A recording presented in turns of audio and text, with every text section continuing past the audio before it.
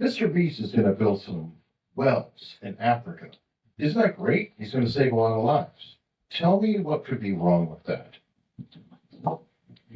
Just an age check. We know who Mr. Beast is. Do you guys know who Mr. Beast is? Why? Mr. Beast is so successful, he gets more viewers than the Super Bowl does in the United States, almost per show. He goes out and does these humanitarian efforts. He is altruistic.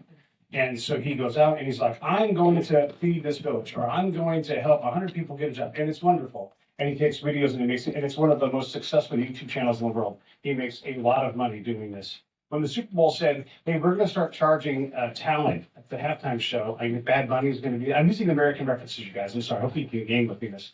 Bad Bunny is going to do the halftime show.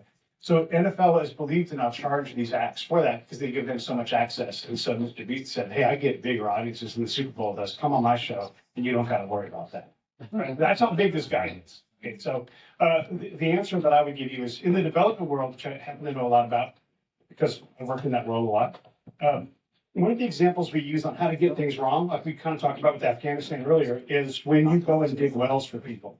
And we did a lot of this in Afghanistan. We did a lot of this in Iraq, and I've looked into a lot of this as part of what I do. And it's the first thing that we talk about. We're like, it seems like this great thing. And so Mr. Beast goes out and digs all these wells and takes all these pictures. And he's got this picture from like Shawshank Redemption, you know, when the guy's redeemed and the water's falling. Yeah, exactly. It's got that picture, right? And so I'm like, this is so ridiculous. He has no idea like how irrelevant he is.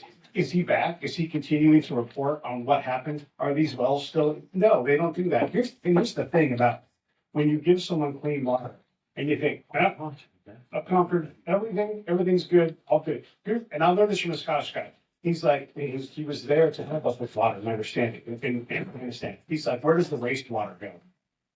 And it's like, oh man, we didn't close the loop. We never closed the loop. And so Mr. Beast probably got these people fresh water, probably got people killed.